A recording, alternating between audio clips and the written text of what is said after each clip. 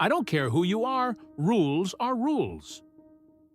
Those words echoed through the parking lot of UCSF Benioff Children's Hospital like a cruel echo amid the silent urgency of the night.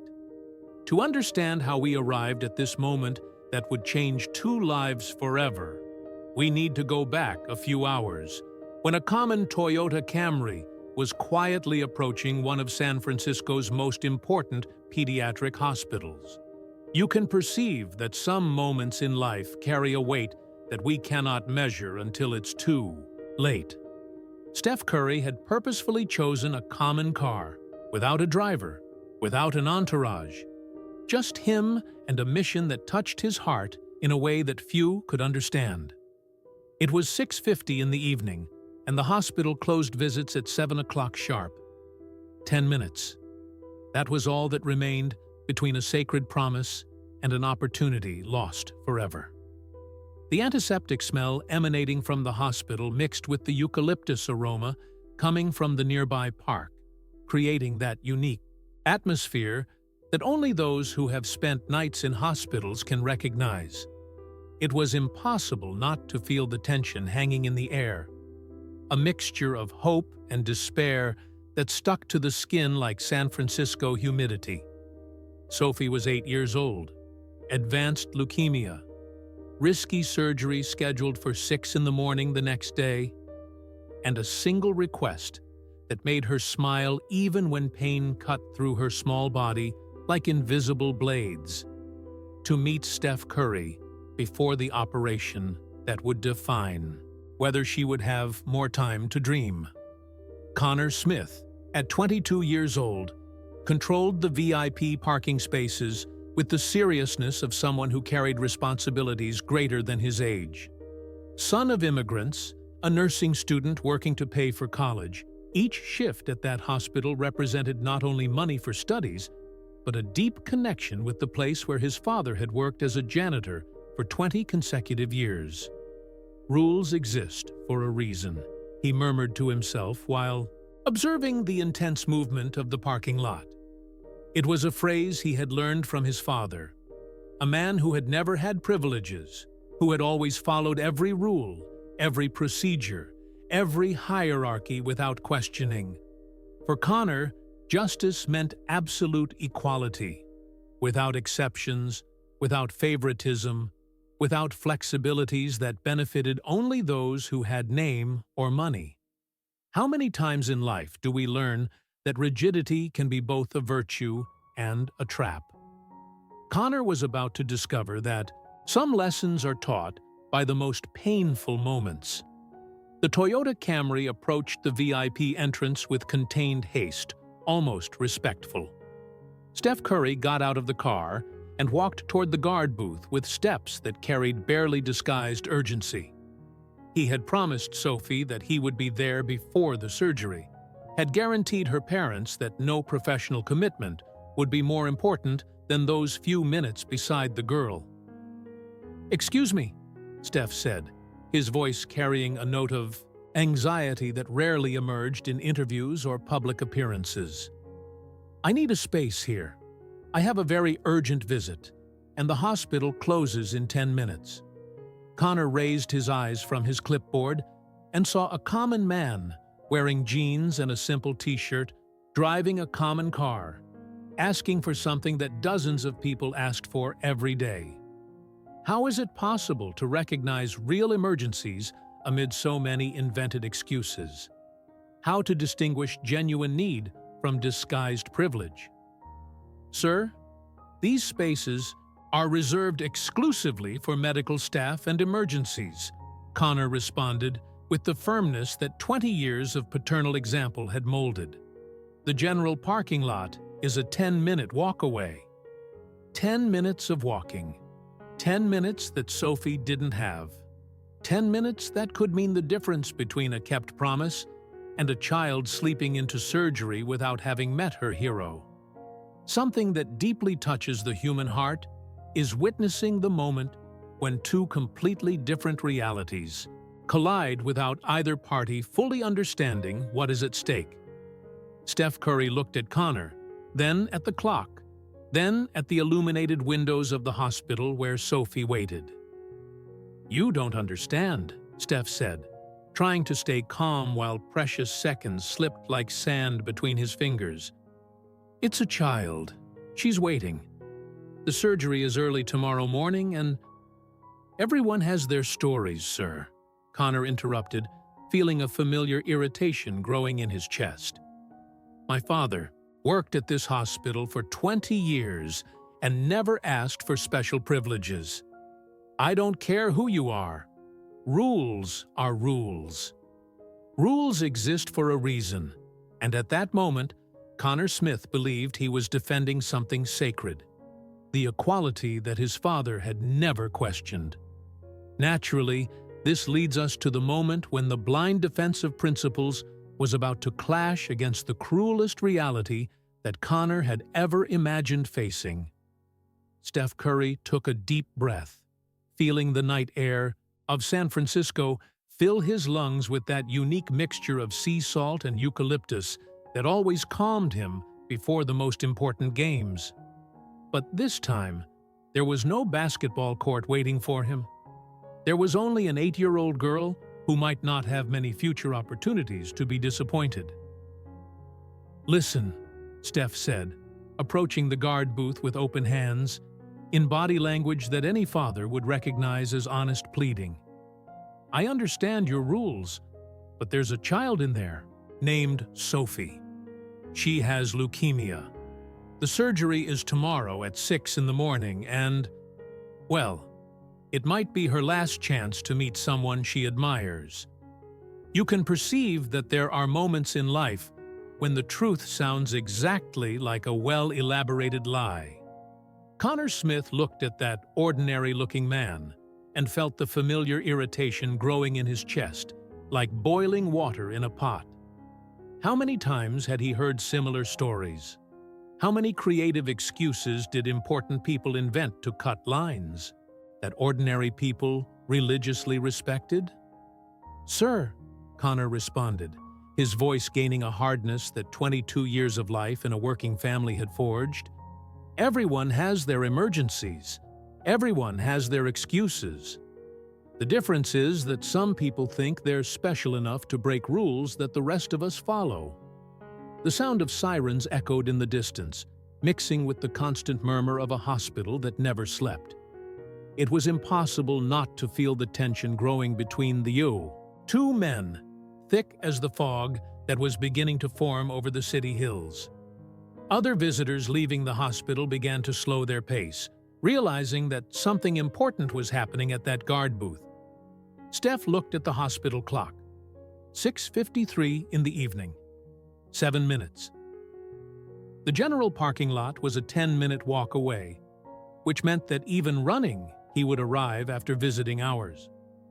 Something that deeply touches the human heart is witnessing the moment when time becomes our greatest enemy. "Please," Steph insisted, and for the first time Connor detected something in that stranger's voice that he couldn't completely categorize. "It's not about being special. It's about a promise I made to a child who might not have many other promises in her life." But Connor Smith had grown up hearing different stories. Stories of a father who came home every night with an aching back from cleaning the same corridors that famous doctors walked on without even noticing his existence. Stories of a mother who worked double shifts in the hospital laundry, washing sheets that important people used without ever thinking about the hands that had cared for them. How is it possible for someone who never had privileges to distinguish between real need and disguised manipulation?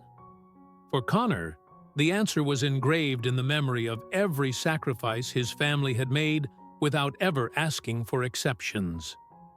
"My father worked as a janitor at this hospital for 20 years, Connor said, his voice carrying the weight of decades of silent inequality.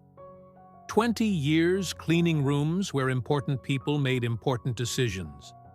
He never asked for privileges, never thought he deserved special treatment. Always followed the rules, even when the rules kept him invisible. "Rules exist for a reason," echoed in his mind with the force of a familiar mantra. They weren't just parking rules. They were the only protections that ordinary people had against a world that constantly favored those who already had everything. Steph Curry felt something tightening in his chest as he observed the inflexible determination on that young man's face. There was recognition in those eyes, the recognition of someone who had grown up on the wrong side of the inequalities that fame and money naturally created. "I respect that," Steph said, and Connor could hear genuine sincerity in his voice. "I respect your father. I respect your position. But there's a difference between privilege and responsibility.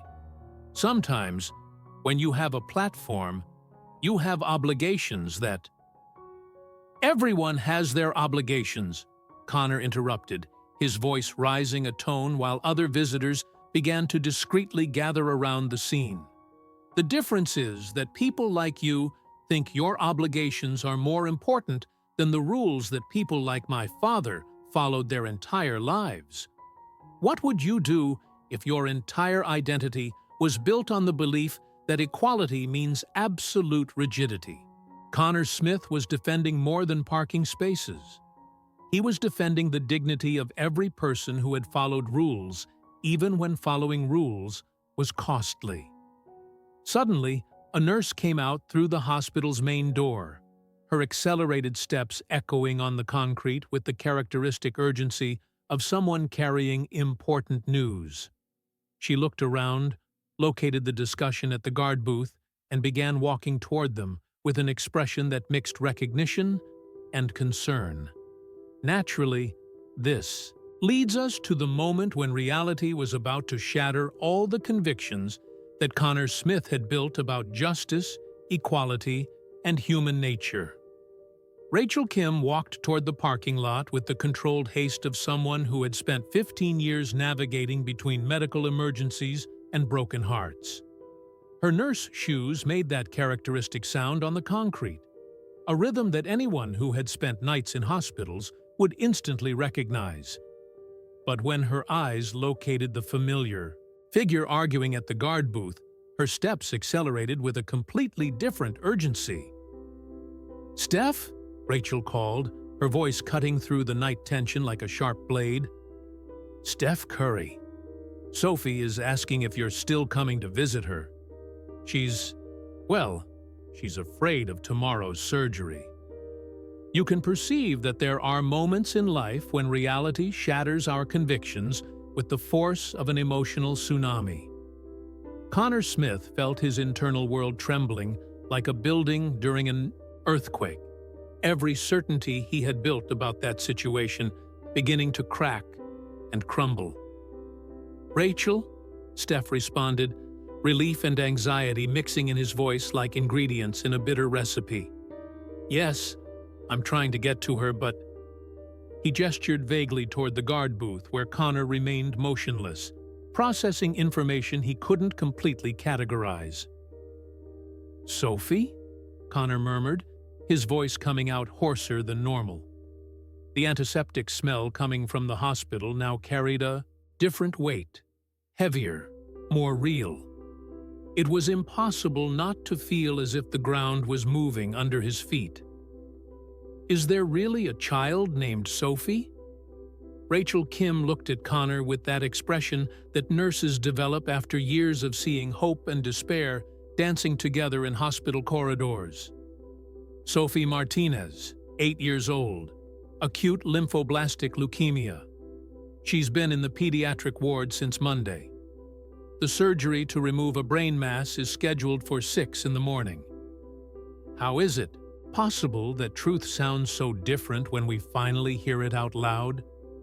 Connor felt something breaking inside his chest, a physical sensation of guilt and recognition that spread through his ribs like ice water. She's part of the Make-A-Wish program, Steph explained, his voice now carrying a raw vulnerability that rarely emerged in public. When they found out I was her idol, they got in touch. But I didn't want it to be something formal, you know? I wanted it to be natural, like a friend's visit. Other visitors who had left the hospital began to approach, attracted by the conversation that was unfolding. An elderly woman holding a bouquet of wilted flowers approached hesitantly.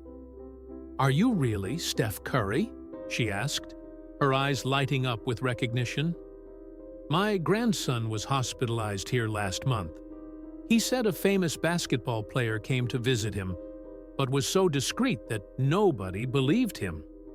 Suddenly, other voices began to join the conversation, like instruments joining an unexpected symphony. A middle-aged man holding a bag of medical equipment. "My daughter, too. 3 weeks ago. She said Steph Curry spent an hour playing video games with her, but that he asked not to tell anyone." Something that deeply touches the human heart is witnessing the moment when we realize we judged someone based on prejudices instead of facts. Connor felt the words of that ordinary man echoing in his mind. Everyone has their emergencies. But what if some emergencies were real? What if some people used their position not to receive privileges, but to give hope? "How many times do you come here?" Connor asked, his voice almost a whisper. 2, 3 times a month, Steph replied, looking at the hospital clock. 6:56 in the evening. 4 minutes. Always discreetly, always without fanfare. Because it's not about me. It's about them. It's about children who are facing battles that no child should face. Rules exist for a reason, Connor thought, but for the first time in his life, the phrase carried a bitter taste in his mouth. What reason had his rules served that night? What protection had they offered? What injustice had they prevented? Rachel Kim checked her watch, and her expression became more urgent. "Steph, if you want to see Sophie, you need to go up now. She's been sedated earlier in recent nights because of pre-operative anxiety." Connor began, his voice failing like an old engine trying to start. What do you do when you discover that your most sacred principles almost became obstacles to a small but precious miracle? "I didn't know. I thought that..." "You thought I was just another privileged person trying to cut in line," Steph said, but there was no anger in his voice. There was something Connor couldn't completely identify. Understanding? Compassion? "And you know what? You were right to question me. There should be more people like you, questioning when someone asks for exceptions." "But," Connor murmured, feeling tears burning behind his eyes. "Sometimes," Steph continued, walking toward the hospital entrance, "what looks like privilege is actually responsibility. And sometimes, responsibility forces us to break smaller rules to honor bigger promises." Naturally, this leads us to the moment when Connor Smith discovered that true leadership sometimes means knowing when rules serve people, and when people need to be served despite the rules. Connor Smith ran after Steph Curry, with his heart beating like drums in his chest, each step echoing on the concrete with the urgency of someone who had just discovered he had almost made an irreversible mistake. The night air of San Francisco carried that unique smell of hospital, mixed with eucalyptus, but now everything seemed different, more significant, heavier with possibilities. "Wait!" Connor shouted, reaching Steph at the hospital's main entrance. "The VIP space. You can use it. I was wrong. I didn't know." You can. Perceive that some moments in life offer us the opportunity to redefine who we are through the choices we make when no one is forcing us to choose. Steph Curry stopped, turned around, and did something Connor would never expect. He smiled with genuine warmth that seemed to radiate understanding instead of victory. "Thank you," Steph said, placing a gentle hand on Connor's shoulder. "But I'm not going to use the VIP space." "What?" Connor stammered, confusion spreading across his face like waves on a disturbed lake. "But why not? You were right. I was wrong. The space is yours." It was impossible not to feel the energy emanating from Steph Curry at that moment.